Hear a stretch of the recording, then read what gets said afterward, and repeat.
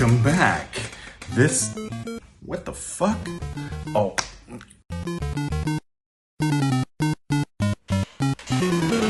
Welcome back. This is Chicken Philosophy. The Nag Hammadi Scriptures, or Nag Hammadi, as the segment is known on Chicken Philosophy. That's good, right? Part 6, in which I will continue reading the heresy, the heretical, the very definition of heretical Gospels from early Christianity, the forbidden, banned scriptures that were not included in the list of 27 scriptures, which later became known as the New Testament. If this is your first time seeing the Nag Hammadi Scriptures on Chicken Philosophy, don't start here. No. Please, for the love of Christ. Click here and start with episode 1. And bye. Okay. Now that they're gone, holy shit. Let's do the tier list. We got S, A, B, C, and D. And first, let's see. On one hand, we've got this is Anthony Hopkins, a young Anthony Hopkins, playing the role of Paul. So we've got the prayer of Saint Paul the Apostle, something like that. I forget the exact title. And here on the other hand, of course, we've got James Dean filling in for James the Apostle, since we don't really know what the real James looked like. This might be what he looked like. Probably not. He doesn't look nearly Middle Eastern enough. But I'm going to go ahead and say, okay, S tier means blew my mind, changed my life. This forever will go on my list of, top 5 to 10 things that I've read. So S tier, I don't know if we're going to get any S tier at all. I mean, of these two, obviously not. A tier means that was good. It was, as far as I am able to tell objectivity, it was objectively good. B is like, yeah, it's fine. It's fine. C, no,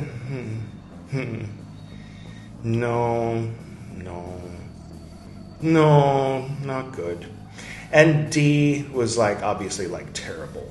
I guess, is B fine? B is like mid. B is like, I have no response to this. So I guess if then A is the only thing that's positive, that's not, oh, it was the best thing ever. Is this a fair way to rate things? I don't know, but it's what we've got for today. So the prayer and invocation of Paul, based on the definitions I just gave, I'm going to have to put in A. If there was an A minus, I would put it in A minus. Can we put it halfway between A and B? And the secret book of James, I'm going to have to give it a D. Just because, like, it wasn't, like, actively vile. It wasn't a direct contradiction of all that's right and good. And by right and good, I don't mean like by Christianity standards. I mean like actual right and good. It just struck me as like a 14-year-old trying to cleverly write something that'll sound deep. Yeah, I mean, he comes out and says, yeah, I've spoken thus far in parables, but to you two, I'm going to say the truth. He who was sick before and then got better is going to get sick again, but blessed is he who was never sick, because if that's not a fucking parable, then you're talking about sick people getting better and getting sick again. That, like, I'll put it between C and D. So we got an A and a B, between A and B, and a between C and D. All right. So we can get rid of the tier system. Let's bring back the tier system real quick.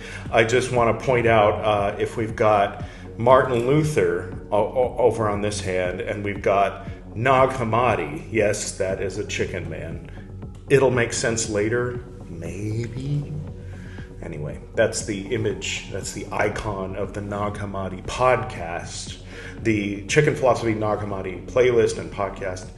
It's Abraxas. It's an image by Manly P. Hall or whatever artist he roped into illustrating it and not using their name. You know how he was. No, maybe you don't. Anyway, and then, but he's on a background like the edge, the border around the edge is the actual a picture of Nag Hammadi Scriptures, you know, the old parchment, and then Martin Luther, right?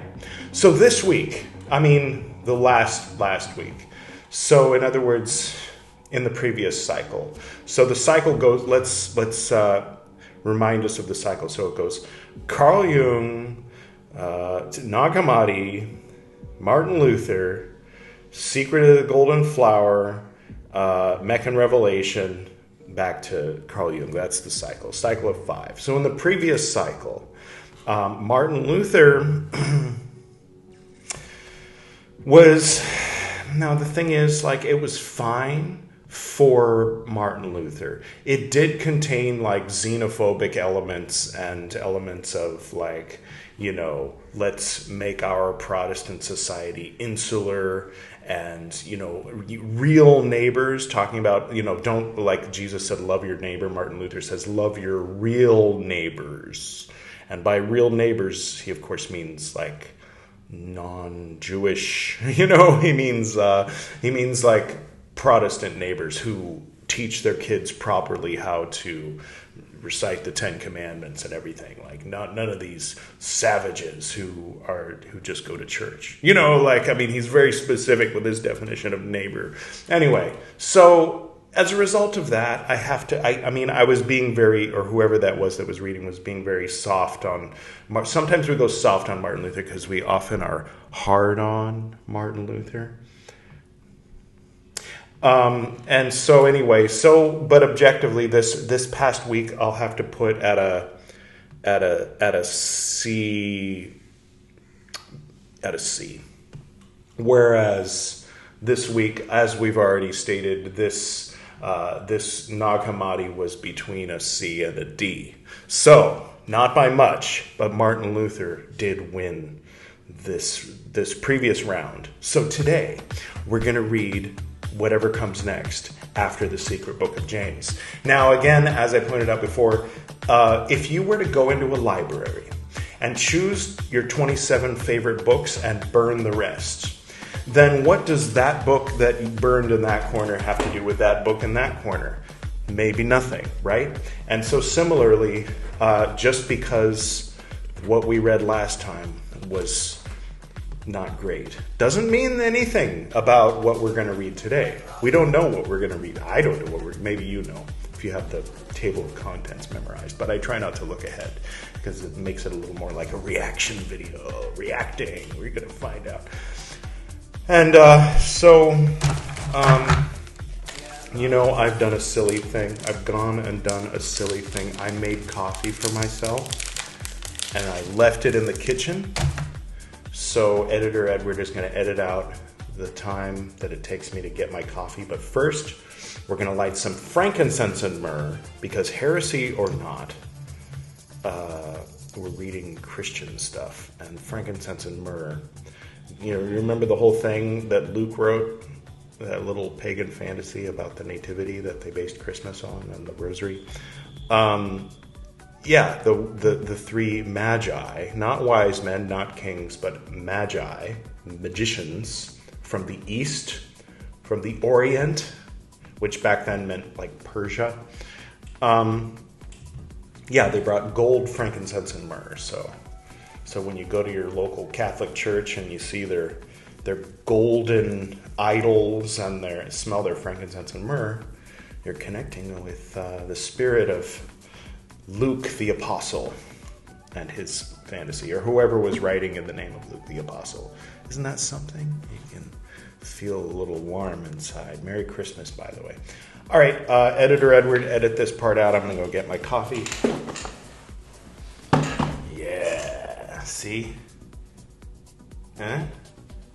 Don't worry, it's what? Oh, yesterday was Friday the 13th. Happy Friday the 13th. If you missed Carl Jung part 62, watch that instead of this. I'm sure it's much better. So today's the 14th, which means only 11 more days of Christmas-themed episodes before the Christmas-themed episodes that are like, dude, Christmas is over. Why are you still doing Christmas-themed episodes? And those will go on until Martin Luther King Day. Maybe, maybe not. I'm just yanking your chain.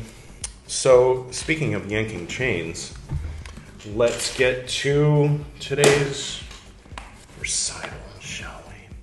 Also, for those who watched last time, you'll know two things. One, I've changed up the order, so I'm not going to read the introduction first. I don't want to know anything about it until after we finish reading the translation. So we're just going to jump in, go in blind, without someone saying, okay, so this is probably less Valentinian, but it's more like this than the part where it says he jumped, like we don't want to know everything we're going to read before we read it. At least I don't. So I'm skipping to the actual translation, and I'm only going to read for approximately a half hour. So this episode's not going to be like over an hour like part 5 was. I think it was over an hour, wasn't it? The Gospel of Truth. The Gospel of Truth is joy for people who have received grace from the Father of Truth, that they might know him through the power of the Word. The Word has come from the fullness in the Father's thought and mind. The Word is called, quote, Savior, end quote, a term that refers to the work he is to do to redeem those who had not known the Father. And the term, quote, gospel, end quote, refers to the revelation of hope, since it is the means of discovery for those who seek him. Now, the title heading, Ignorance Brings Error. I don't know if these title headings are in the actual text or if they're added for the sake of making sections. I don't know. They like doing that. All have sought the one from whom they have come forth. All have been within him. The illimitable, the inconceivable, who is beyond all thought. But ignorance of the Father brought terror and fear, and terror grew like a dense fog, so that no one could see. Thus, error, with a capital E, grew powerful. She worked, error's a lady. Okay. I'm watching you. She worked on her material substance in vain. Since she did not know the truth, she assumed a fashioned figure and prepared with power and in beauty.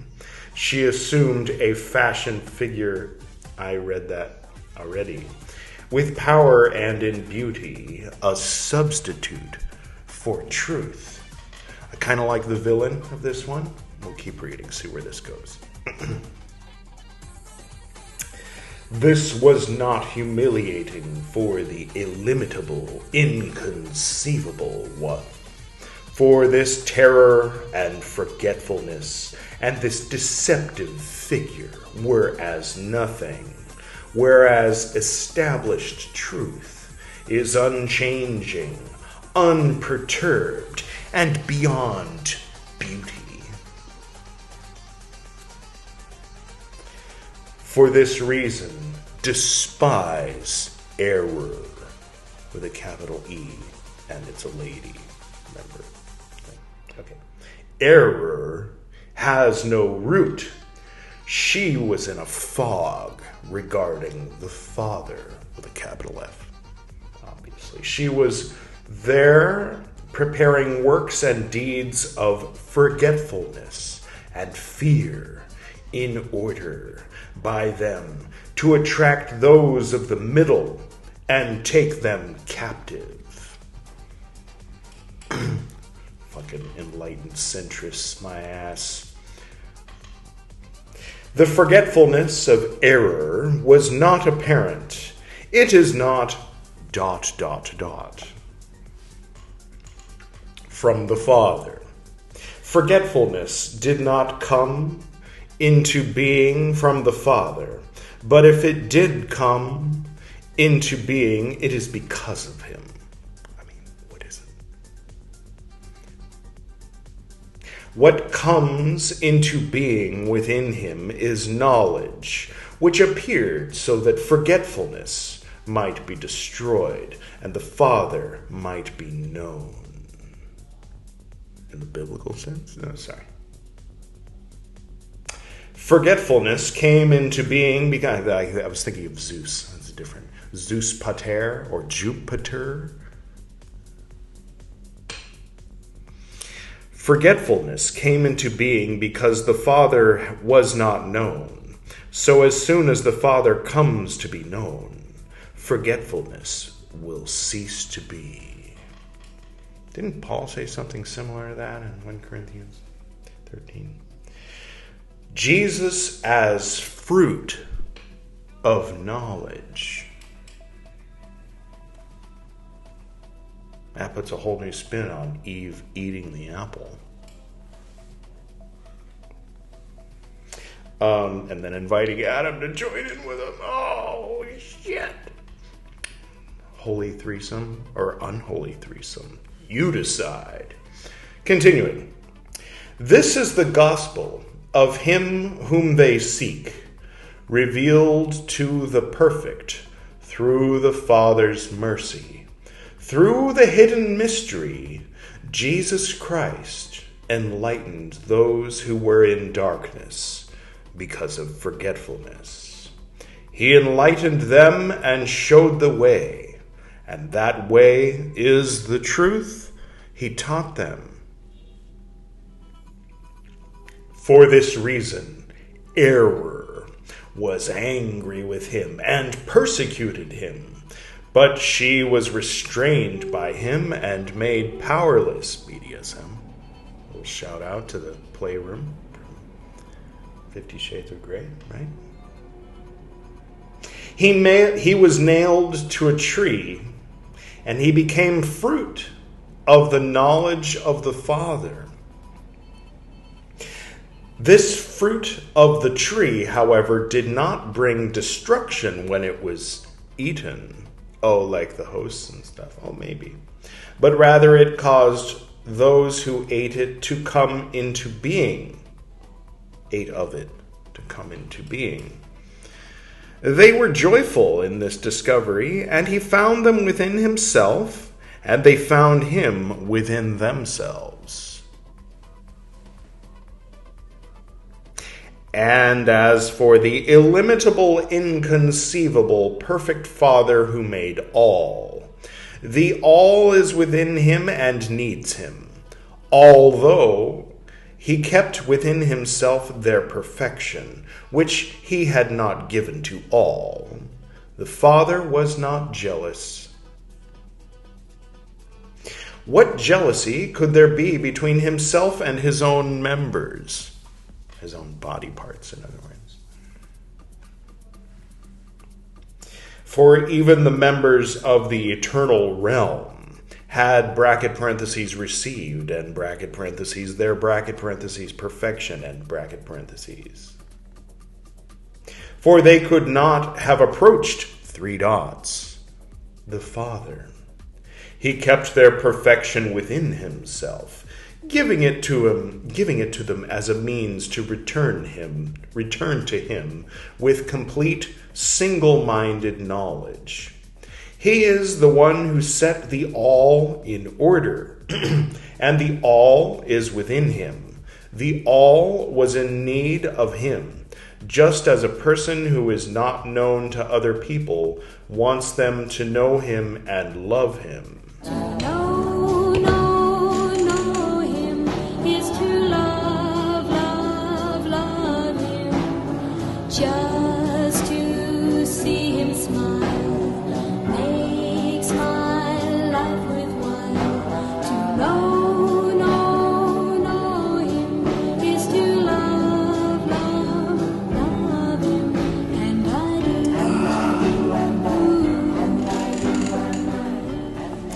I do too, and I might add, I love the author and the translator of this Gospel of Truth for using that turn of phrase. It gave me such a nice little take a sip of coffee opportunity, whatever you call that, in a less awkward, stumbling, verbose way. Okay. What? Yes. Yes. They could have a perfection with him to give them the means for good single minded. He is the all who know him and love him. For what did the all need, if not the knowledge of the Father? Next section, if it really is a section, is called Jesus as Guide and Teacher. He became a guide, a person of rest, who was busy in places of instruction. He came forward and spoke the word as a teacher. Those wise in their own eyes came to test him, but he refuted them, for they were foolish, and they hated him because they were not really wise. Let's play that clip from Jesus of Nazareth. You must not let the children use those words. You know it is blasphemy. You are responsible for it. Have you never read the Psalms? Out of the mouths of babes and sucklings thou hast perfected praise. From the mouths of babes and sucklings, right? Oh, those wacky Jews. I mean Pharisees. There's a specific time period, a specific group, generation, the ruling people in Israel, or Judea, I guess it was known back then. I mean, the Romans called it Palestine, but they called themselves Judean, I think. Anyway, so yeah, it's not every, it's just like now, it's not every Jewish person that's the problem. It was just the people in governmental power in his day and in ours. Just to be clear, that's not anti-Semitic. Anyway, where were we? Right. He became a guide, a person of rest who was busy in places. If they were foolish. Yeah, right. After them came the little children. They arrived, in other words. Who have knowledge of the Father. When they gained strength and learned about the expressions of the Father, they knew, they were known, they were glorified, they gave glory. Next section. The living book is revealed.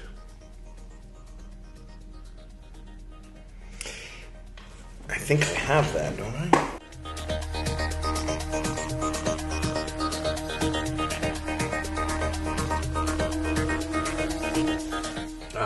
Yes.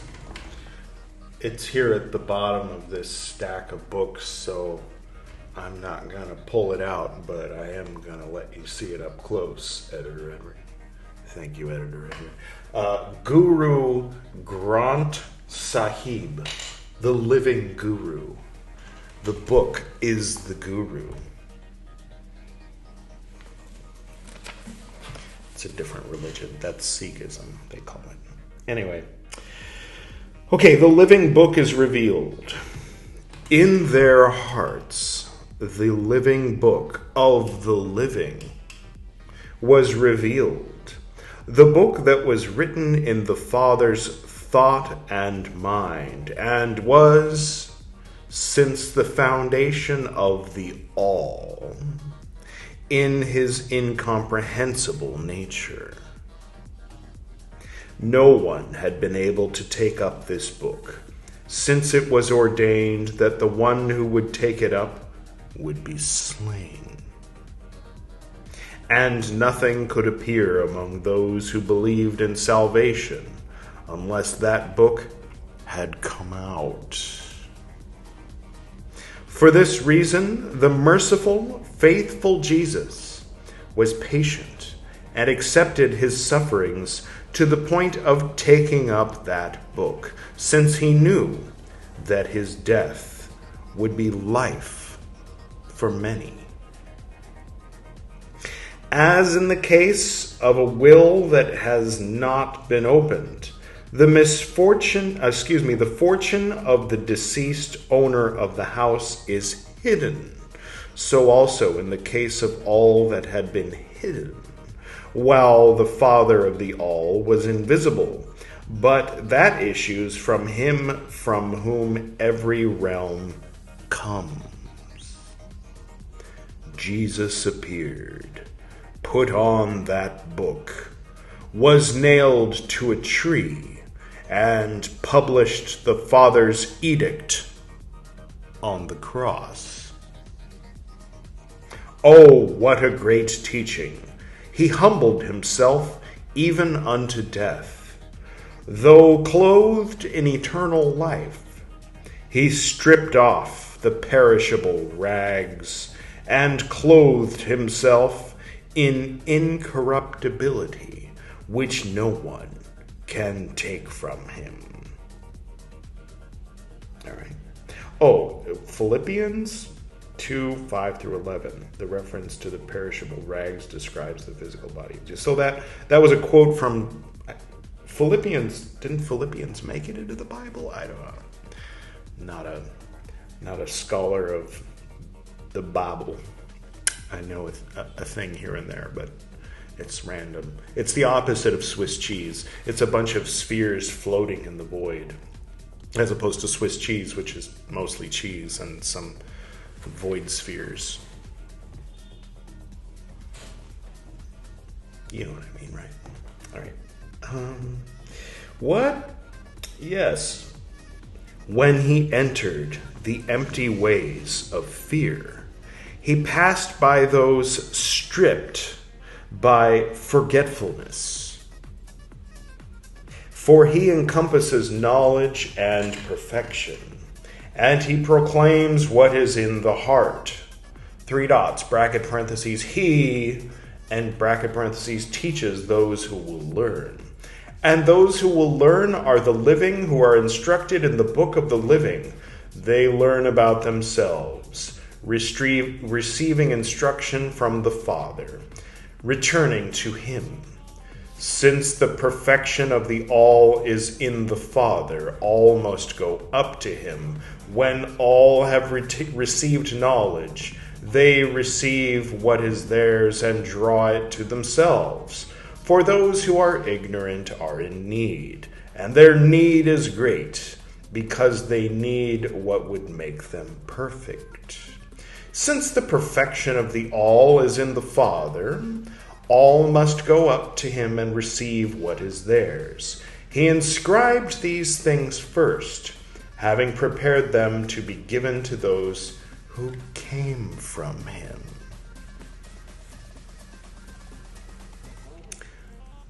This next section, which may or may not be a section that was made up by the translator, the Father utters the names of people who know. Pay attention. Maybe you're on this list. Edward Reed. I'm just kidding. It's not what it says. It says, those whose names he knew at the beginning were called at the end, as it is with every person who has knowledge. Such names the Father has uttered. One whose name has not been spoken is ignorant. For how could a person hear it What? How could a person hear if that person's name had not been pronounced?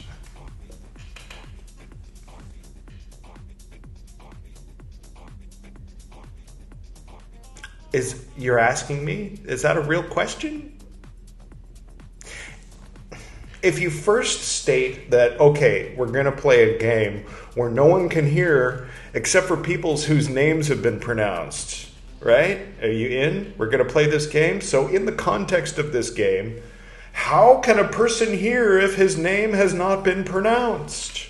And then I might reply, I know, right? Pfft, come on, that's like the only rule of this game. Outside of that context, though, this is how much sense it makes. You can quote me on that. All right, where were we?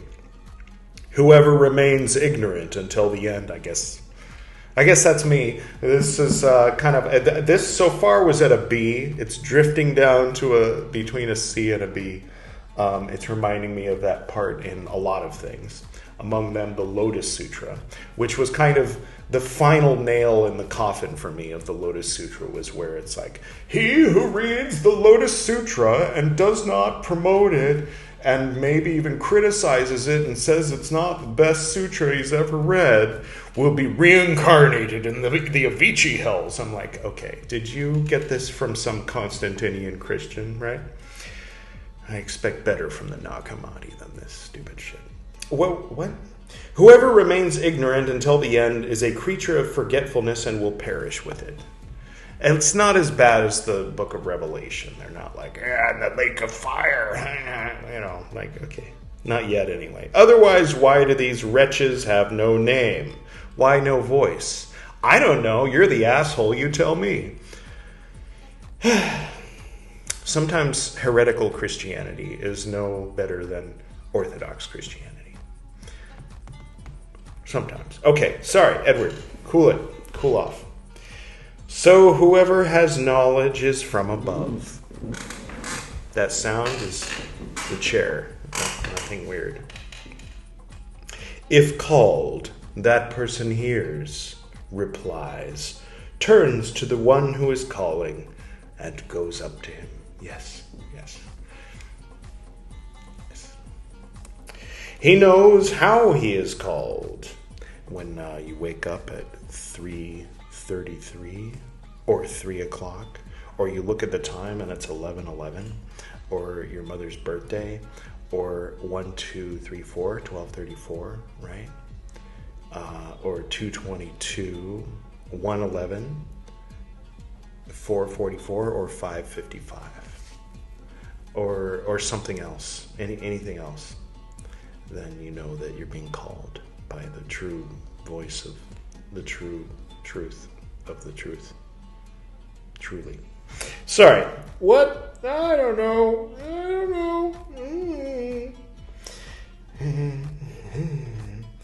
He knows how he is called. That person has knowledge and does the will of him who called. Yes. Whatever random thought pops into your head after you notice it's 3:33, do whatever it says.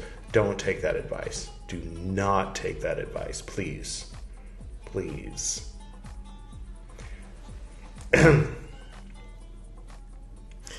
Abraham, I'm looking at you. What? That person wishes to please him, finds rest, and has the appropriate name. Yes. Those who have knowledge in this way, where they come from, and where they are going. What? Those who have knowledge in this way know where they come from and where they are going. They know as one who, having become intoxicated, has turned from his drunkenness and, having come to his senses, has gotten control of himself. He has brought many back from error, with a capital E. Isn't there a character in Zelda 2, The Adventures of Link? Yeah, except he's a boy, where this error is a lady. But I think it's in a shared universe, so we're talking Hyrule. All right, if it's Hyrule, then I'll just go along with it. All right, Just give me some rupees and a master sword, and we'll be in business. Some fairies, please. I mean, little glowing fairies that give you... What? Yeah, okay. He went before them to the places from which they had returned when they followed error. Because of the depth of him who surrounds every place, though nothing surrounds him. Indeed, it is amazing that they were in the Father without knowing him, and that they could leave on their own, since they were not able to contemplate or know the one in whom they were.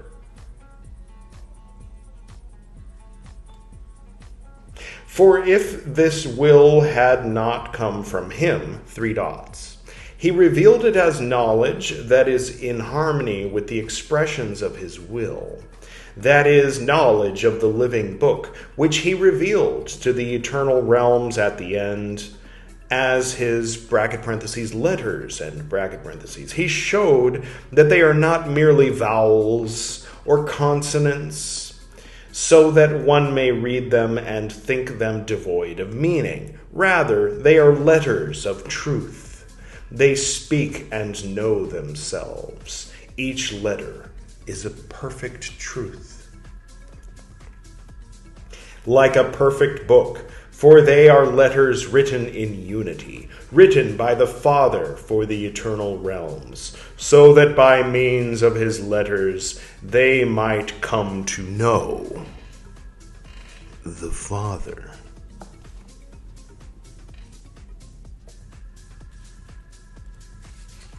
I don't know. I think you're taking the whole, in the beginning was the word thing too far when you're like getting into the letters. No, maybe not far enough. I, for one, more or less in fun and tongue-in-cheekly, at one time, likens the Word made flesh to the DNA alphabet. It's a book I wrote. There's me talking about it in front of this very bookshelf. The first time I went on YouTube as a regular guy named Edward wearing a regular shirt to fool the normies into watching for longer than 10 seconds. Because when it's the monk robe or the BT, even Gwydion's like, what's with the hat, man? What the fuck? No, I don't know. I'm just talking. So that's where I'm going to close for today. So we're going to continue reading the Gospel of Truth, which is fine. I'll put it at a solid B for now. It's a feather of Ma'at. I think the thumbnail is going to be something about Ma'at on the right side. In fact, let's just put whatever that is up on the screen. Thank you, Editor Edward. So for those who, like, if you're on your phone, sometimes you don't see the proper thumbnail. I always make the thumbnail after I'm finished with the episode, but for today I'll make an exception. Today's thumbnail looks like that. So if you have never seen that before, then you must be watching on your phone, and as you were scrolling, you saw the vertical thumbnail that is always chosen by the robot. I cannot decide if it's like me going, then that's what it is. The last one, the one for Carl Jung, was an image that I'm actually this much worried is going to get flagged as pornographic, because the little nude stick figures in the Rider-Waite deck got flagged as pornographic, and I'm currently under a 3-month probation with a warning: don't put cartoon pornography in the thumbnail. But it's got Kalchakra and his lady friend, and very clearly you can see his blue wiener between her yellow. All right, well, I hope that you enjoyed today's recital from the heretical scriptures. It's pretty reminiscent of the non-heretical scriptures.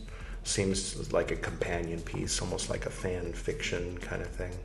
Like if you're familiar with Star Trek and you read some Star Trek fan fiction, you're like, oh yeah, Uhura, I know her.